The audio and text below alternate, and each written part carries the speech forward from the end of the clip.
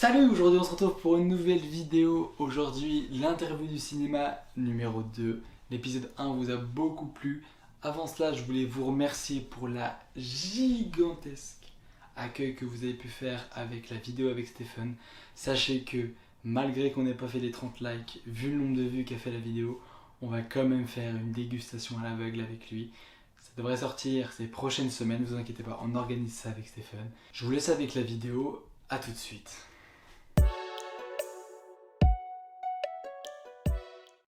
Bonjour, aujourd'hui on se retrouve pour une nouvelle vidéo sur l'interview du cinéma 2 avec Isabelle Cadière. Bonjour Isabelle. Bonjour. Comment vous allez? Ça va bien. Ça va? Ouais. Est-ce que vous vous sentez prête à... Absolument. Parce que je vais te tutoyer, c'est plus simple. Ouais, c'est... Bon, on part tout de suite pour la première question. À tout de suite. Je m'appelle Isabelle Cadière et je fais des documentaires pour la télévision. Généralement, je fais des 52 minutes. J'ai travaillé pour France 3, pour WEO. Et c'est des documentaires souvent à thématique sociale. D'accord. Donc quel genre de thématique tu as déjà pu traiter, ce genre de choses? Beaucoup la différence. J'ai suivi pas mal de jeunes aussi, des jeunes malvoyants, des jeunes sourds. J'ai fait un documentaire sur l'école. Et puis un documentaire historique. Et là, le dernier, c'était aussi sur des ados. Alors concrètement, d'abord, j'ai une envie de film, donc un sujet. Je fais ce qu'on appelle un peu des recherches au départ pour commencer à écrire le film que j'aimerais faire. Et je le propose à des producteurs. Donc au départ, c'est juste forme écrite, c'est-à-dire que c'est un dossier de 3-4 pages, voire même d'une page, où je dis au producteur que je connais, est-ce que faire un film là-dessus, ça t'intéresserait? Il me dit oui ou non. S'il me dit oui, j'écris un peu plus. Tout passe par l'écrit au départ. Il y a vraiment beaucoup de travail écrit, jusqu'à ce qu'une chaîne s'intéresse. Le producteur me fait corriger le dossier écrit, le présente à une chaîne. Si la chaîne dit oui, à ce moment-là, on va pouvoir faire le film. Oui, donc d'abord tu présentes une note d'attention, un synopsis, c'est ça, etc. L'idée que tu as derrière. L'idée, après... les recherches, déjà des personnages, des repérages, il faut quand même que l'idée soit vraiment bien complète. En gros, quand la chaîne dit oui, c'est vraiment le moment où tu es prêt à tourner. Tu as déjà fait suffisamment de repérages. Et bon, souvent les délais sont plus longs que ça, mais elle peut très bien dire ok, vous tournez la semaine prochaine. Et là ensuite, la réalisation, c'est diriger l'équipe de tournage. Tu es un peu le directeur artistique du film. Donc c'est toi qui décides des orientations. Je disais directeur artistique, c'est un peu ça je trouve. C'est-à-dire que c'est lui qui donne l'orientation du projet. Souvent, il a la possibilité de choisir ses collaborateurs, donc c'est quand même super important.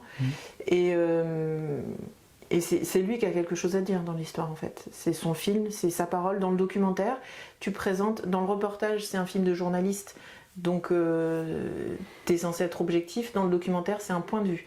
Et quand tu es réalisateur, tu es auteur-réalisateur, donc c'est ton point de vue que tu mets en scène. Alors que dans une fiction, le réalisateur peut être totalement autre chose que la personne qui a écrit le scénario, etc., etc. Toi, quand tu as une idée, en fait, c'est toi qui vas la réaliser parce que c'est ton point de vue, c'est ton idée. C'est ça. Alors, ça arrive des fois que l'auteur en documentaire soit pas la même personne que le réalisateur, mais c'est beaucoup plus rare. Je sais pas. J'en sais rien. Vraiment? T'as pas genre une qualité qui pourrait faire en sorte que des choses qui veut dire que je pense qu'il faut être un bon manager. Parce que le bon réal, c'est quelqu'un qui a des bonnes qualités techniques et qui va réussir à mettre en image son point de vue de manière assez forte. C'est-à-dire qu'au travers des images qu'on voit, on va comprendre ce qu'il a envie de dire.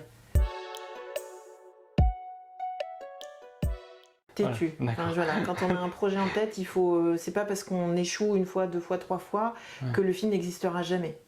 Et je pense aussi qu'il faut être à l'écoute parce qu'il y a des gens qui s'entêtent à faire des projets et quand le public n'est pas réceptif, quand les professionnels autour sont pas réceptifs, c'est peut-être que le projet a un petit souci et il faut être capable d'entendre les critiques des gens autour. Il faut être endurant aussi. Les projets parfois mettent très très longtemps à exister. Un film, l'air de rien, même si, et encore moi je fais des films de 52 minutes, donc le temps de production est quand même pas très long, mais ça demande une énergie folle. Moi, quand je suis sur un film, en particulier au moment du montage, je suis 100% dedans et j'ai pas d'énergie pour le reste.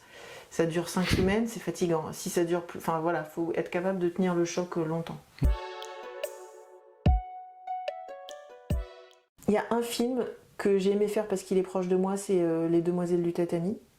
À chaque fois que je le revois, je suis contente de ce que j'ai fait. Il y a plein de défauts techniques dans le film, mais ce que transmet le film, c'est vraiment ce que je voulais, les intentions que j'avais. Ouais, l'idée que tu avais avant le film et que tu as eu après, et donc chaque fois que je le vois, c'est une satisfaction.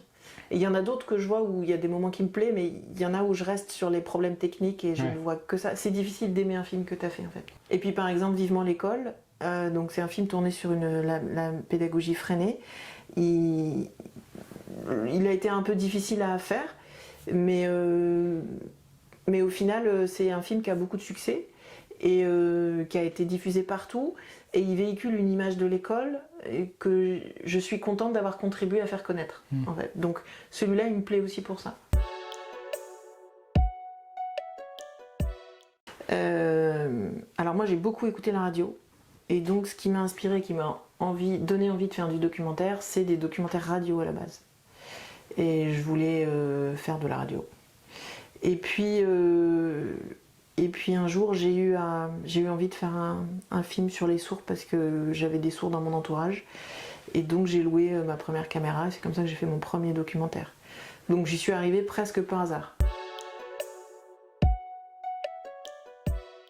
En documentaire ? Tu peux faire un documentaire, ça peut être en fiction, ça peut être n'importe quoi. J'ai pas de réalisateur préféré. Il y a des choses que j'aime bien chez certains réalisateurs. Et des univers que j'aime bien, Michel Gondry par exemple. Je crois que Michel Gondry c'est le réalisateur et Cédric Klapisch, c'est les deux réalisateurs dont j'ai vu le plus de films. J'aime bien ce qu'ils font. En fiction, j'adore, il y a deux films que j'adore, c'est Trainspotting et Eternal Sunshine of the Spotless Mind, donc lui c'est Michel Gondry. Et c'est deux films que j'aime vraiment beaucoup parce qu'il y a des instants poétiques dedans qui sont complètement, pas délurés, mais ouais, des espèces de parenthèses poétiques qui sont très chouettes. Et en fait, où je les ai vus assez jeunes, j'avais pas du tout dans l'idée d'être réalisatrice un jour, et c'est des moments qui m'ont transportée.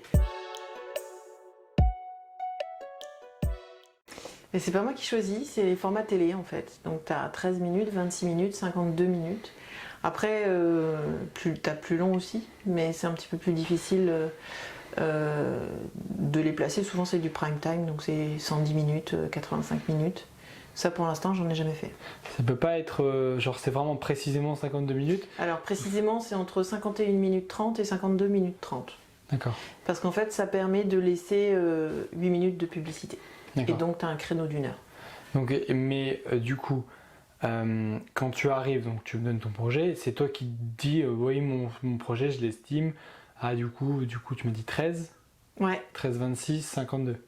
Donc c'est toi qui estime ou c'est la chaîne qui dit bah en vue du projet on vous offre 26 minutes pour... Non en fait tu proposes un projet à une chaîne et c'est toi qui dis le temps, mais la durée du projet, mais tu connais les cases de diffusion de la chaîne et donc tu leur proposes un projet adapté à leurs cases. Tu sais que eux ils vont diffuser à telle heure dans la semaine sur tel type de documentaire pendant 52 minutes ou 13 minutes ou 26 minutes et donc tu leur proposes quelque chose qui rentre dans leurs cases. Donc c'est quand même les diffuseurs qui font les cases. N'y va pas. Fuis. Non, fuis, arrête tout de suite. Garde-toi un boulot alimentaire à côté. D'accord. Si vraiment tu as envie de faire ça, tu finiras par y arriver, mais... Ouais. Mais lance pas tous tes espoirs sur le fait d'être réalisateur. Ouais, et surtout il faut pas tout miser sur un film ou un projet. Ouais. Voilà. Parce que c'est celui qui va marcher, mais t'as une chance sur 1 million que ça marche. Ouais, et puis c'est pas parce qu'on dit non à un projet, on peut dire non à des projets pour des raisons qui n'ont rien à voir avec la qualité du projet. J'ai le souvenir d'avoir proposé des films à des chaînes qui m'ont dit oui c'est intéressant, mais on a déjà diffusé un film là-dessus il y a 2 mois ou il y a 6 mois, et donc on n'en prendra pas de deuxième, point. Ça veut pas dire que ton projet il a pas sa raison d'être, ça veut pas dire qu'il est pas bon, ça veut pas dire que le film est mauvais. Bah, j'ai encore quelques documentaires dans ma besace, des projets qui j'espère vont exister, ça a l'air en bonne voie. J'ai un court-métrage dont le tournage devait avoir lieu cette année, mais bon, avec les histoires de Covid, ça s'est un peu retardé. Donc je vais faire mes premiers pas en fiction. Donc j'appréhende, j'ai l'impression de revenir à la case départ, de redevenir complètement débutante. Et puis un long-métrage qui est déjà écrit. Voilà, donc reste à savoir si je serai seulement auteur ou auteur-réalisatrice, avec toujours des envies de filmer et plus de tester la fiction. Voilà, d'accord, ça, c'est nouveau défi. d'essayer de sortir de la case documentaire et peut-être essayer plus de fiction. Ouais, bah après je continuerai peut-être le documentaire, il y en a qui continuent à faire les deux. Faire les deux, mais t'as peut-être envie pas le même d'aventurer plaisir. aussi à faire... La fiction, c'est une énorme machine à mettre en route. Le documentaire, on peut quand même prendre son appareil et aller filmer des gens si on a envie d'aller filmer des gens, et ça peut, avec les super appareils qu'on a maintenant, ça donne une super image. La fiction, c'est ce qu'on disait tout à l'heure, il faut mobiliser toute une équipe et plein de gens, et donc il faut que le projet les intéresse, il faut obtenir des sous, c'est pas du tout le même parcours de production. Merci beaucoup d'avoir suivi la vidéo, je remercie beaucoup Isabelle d'être venue. Où on peut te retrouver la prochaine fois d'ailleurs Alors, mon prochain film va être diffusé le 6 septembre à 23h55 sur France 3 ou de France. Et ça s'appelle Lâche ton smartphone, et vous pourrez y voir votre serviteur Maxence, qui fait partie du casting. Oui, on peut le voir pendant 7 jours après la première diffusion, et puis après ce sera rediffusé de temps en temps. Voilà, mais c'est que comme s'il y a des personnes qui regardent la vidéo, qui ont envie de le voir, et qui ne sont pas de Hauts-de-France, et bah, vous savez que vous pouvez le retrouver donc, du coup, sur le replay de la chaîne France 3. Et puis voilà. Lâche ton smartphone, ça s'appelle. Je vous remercie beaucoup d'avoir regardé la vidéo, n'hésitez pas à vous abonner. Encore un grand merci à Isabelle. Je vous dis à la prochaine fois les gars, un gros bisou. Et les gars, et les filles bien sûr, je vous fais des gros bisous.